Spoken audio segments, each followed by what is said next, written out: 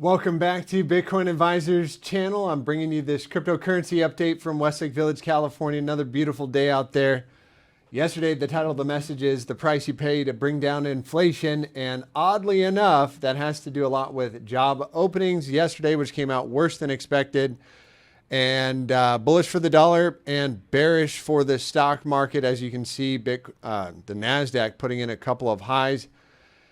And some hidden bearish divergence confirmed yesterday with a target down to 10,747. And that is, price making three lower highs and the RSI making three higher highs with low volatility. As volatility expands, I would expect actually if this thing starts to get going, the reversal, any kind of a daily closure back below this pivot at 10,731. Bear with me just a second. I'm shooting for 10 minutes or less today. So quick update ahead of the Fed meeting. Next target down would be here. I don't think we break it on the first pass. Probably going to bounce it one more time, put in one more drive of bearish divergence, hidden bearish divergence, that is. And then I think that would send it down to this level. But really quick, so NASDAQ's a higher beta, Bitcoin is just a higher beta tech stock, typically going to do what NASDAQ does. So is this the harbinger of death and despair? Kind of giving us the early warning signs that, hey, something could happen. Bullish for the dollar. And again, we're expecting a move up into this green box. I got my alert set. Any kind of a 4-hour closure back above. I'd mediate it with a daily. In fact, I'd want to see a daily closure actually taking out this trend line. So yeah, somewhere above the 618 right here at 112.30. And I would be looking for the top side of the range to get tagged. As a matter of fact, that is my bias right now based off the 2-day hidden bullish divergence, which again, coming back all the way back from this pivot right here. We got 1, 2, 3 drives. In fact, I'd call it 4, which would technically give us a higher shot, actually all the way to the top side of the range here at about 114. So if the dollar is going to get bullish today, I don't think it really matters what the Fed says. Thank God for the charts, but we can mediate it and kind of get us our warning signals that, hey, maybe the Fed came out dovish. And if anything dovish happens today, I would expect to move down to this green box for the US dollar. Who knows? We could get a lot of volatility, a shot to the upside, shot to the downside. There is so much going on in the world politics right now with European banks, the Bank of China, the Bank of Japan, all trying to juggle everything and figure out how to solve the massive debt crisis. And even this Fed President Kashkari, this guy right here, he was quoted earlier this year and he said, quote, "There's an infinite amount of cash at the Federal Reserve." And you could almost hear the other Fed president say, shh, don't say that out loud, right? The American people are really smart. You don't have to have a calculus degree to know if the guy in charge is saying, hey, there's an infinite number, right? You don't need to divide your life savings by infinity to find out it's worth 0. That's my point. So why would you hold your life savings in something that has an infinite supply? You might as well go to the beach and exchange it for grains of sand. And that's what, the biggest question I've been getting is, hey, since Bitcoin broke below 20,000, is it, really, where can I put my money when the economy's crashing? And certainly there is a solution to diversify and minimize your risk. And hopefully you're learning that over time by watching the show. Don't forget to like and subscribe if you do enjoy the information. Next thing up. So we talked about stock market pulling back, dollar, looking bullish on the higher term timeframes, on the hourly, even putting in higher lows and higher highs. There is a trend line I'm watching here on the hourly time frame, and it's something like this. If we start to break below this 111.16, even more importantly this level, I would expect dollar to come down at least to this trend line. So mediating that going into the Fed meeting, I think after all the news, right, all the hawkish stance from the Fed presidents last week, basically saying, hey, look, we're going to have to raise rates higher and keep them there for longer than we expected. Inflation's coming out hotter than expected. You've got, kind of all these essentially bearish things on the board, right? You got GDP at 2%, inflation at 8.2%, interest rates going to 4% today. There was a Chinese slowdown, but what do you know? China came out, said, hey, maybe COVID zero is over. And I think the Hong Kong index took a 6% rally yesterday, which is nothing in the grand scheme of things, just a backfill on last month's open.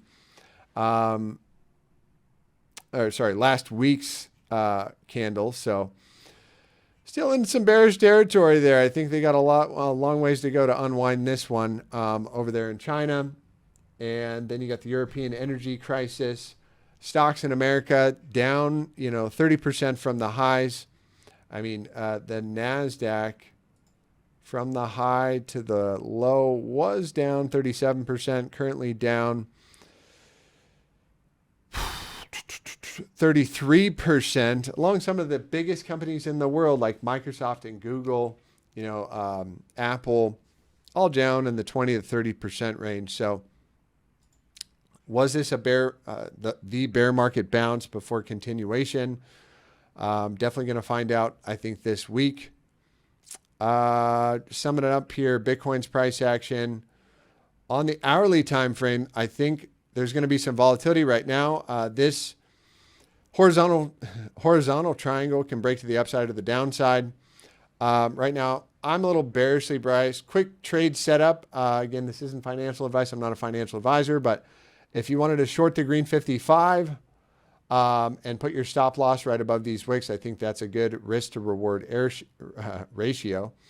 So maybe an entry right here for a short, risk management right above these wicks, and then a take profit down here at 20,000 bucks. If that area does begin to break, even on a 4-hour basis, I am looking for a move down into this green box. And interestingly enough, that'll probably be the measure move, going all the way like that, right into this green box. What does that also line up with? Probably some of our Fibonacci levels, which that's the 382 and the 236. And typically when you lose the 618, which is coming in at 20,155, that's on a bullish retracement. So that is the 382. So yeah, we want to see on a bearish retracement, you want to see price action if we're going to get a downside move, which I would say the threat begins below the 0.5 here at 19.8 and then confirmed below 19.6. Likely continuation to the 100 percentile right here at 18.6. All right, that's it for Bitcoin, Ethereum. Also, extremely low volatility on the 4-hour and the daily. I do believe we're putting in some bearish divergence. Yep. So how many drives do we have? At least call it 1, 2, and could be testing this trend line.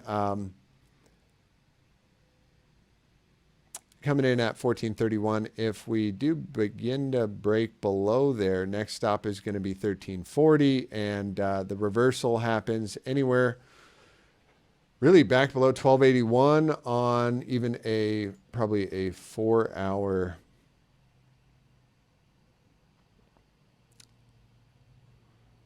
Probably going to be good enough for me, and that would be a bit of a fake out.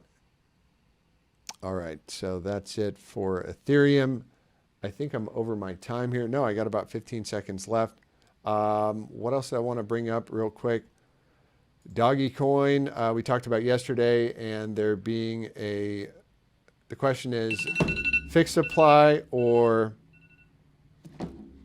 question is fixed supply or not fixed supply? And I got the answer for you. And Dogecoin is, just so you know, Dogecoin differs from Bitcoin's proof of work protocol in several ways, one of which is by using script technology, whatever that is. The altcoin has also a block time of 1 minute in the tool. The total supply is uncapped. That's right. So which means there's no limit to the number of Dogecoin that can be mined. To give you an idea, this was a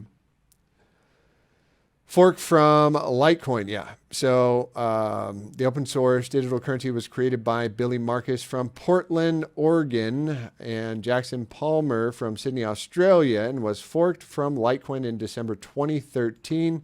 Again, Dogecoin's had a lot of 100% retracement, so I know people are getting bullish right now. Bottom line is, if Bitcoin gets crushed, all the altcoins do get crushed. If Bitcoin gets a liftoff to that $25,000 target, I imagine Dogecoin will have another moonshot. Again, not financial advice. I'm not a financial advisor. Yeah, so again, this was a lighthearted cryptocurrency to have greater appeal beyond Bitcoin, the core Bitcoin audience, since it was based on a dog meme.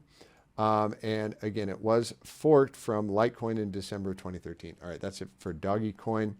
Fear and greed index, reason I'm bringing it up, everybody wants to know, is the low in? Well, I don't think I've seen any macro lows where we didn't first see capitulation and maximum fear and pain come in below the 10 percentile. I'll have to double verify that for you guys. Major macro lows, we've got open interest, still at about 9 billion. So it came down a bit, and then private payrolls rose 239,000. So ADP puts out a report, wages increased 7.7%. ADP says that, or forget about what they say. So, that number was bullish for the dollar, and, another point for the bears, because this gives Fed Pal the reason to come in with not only 75 basis points today, but a more hawkish stance. So again, the word wage price spiral is going to be brought up today. And what matters is if they say it's going to be a threat, or if there is no threat, that's what I'll be looking out for. And then over the next couple of days, yeah, we've got,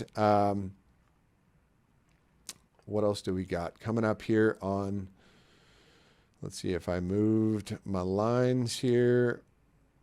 Yeah, in the next couple of days, there's some more news coming out. And there is a threat I want to show you on the daily time frame of bearish divergence playing out, where you've got two highs, right? Two higher highs in candles. Confirmed right there, gives you a shot to the bottom side of the range, which is that $20,000 mark. So let's see if I clean that up for you. 2 drives in my book gives you a shot to the 21. Sorry, 2 drives to the 21. 3 drives at the bottom side of the range, and 4 drives to the 1618 from the prior high to low. Anyways, I will be putting out a little trading strategy video at some point. That's it for today, guys. Hope you have a blessed and highly favored day. I'll be bringing you back with some more cryptocurrency news, and we'll see. I expect some volatility coming into and after the Fed meeting conference today. We'll see if NASDAQ is kind of the leader of death and despair here, showing the confirmation of the bearish divergence, expecting NASDAQ to come back to the bottom side of the range, with probably a short stop here at 11,000. That probably happens over a couple days or weeks. We could come back up again. Everything has the threat of having one more upside move. I do potentially see that in the cards for Bitcoin, and that, you could probably mediate with a 12-hour closure, above the purple 200. I certainly think with the volatility we saw last Fed meeting, it wouldn't be out of the cards to see one of these, right? Puts in one more drive of bearish divergence, hidden bearish divergence, and then we get the shot down. take out all the bulls and all the bears, stop losses. So dangerous times. Usually easier trade is to just wait and see what happens and then jump on the side of the trade with the momentum in your favor. Today's kind of a guessing game. But if you do think the Fed is going to be more hawkish at the end of his stance today, because he has reason to be, then I'd say you'd be a little bit more bearishly biased. All right, that's it for today. Take care.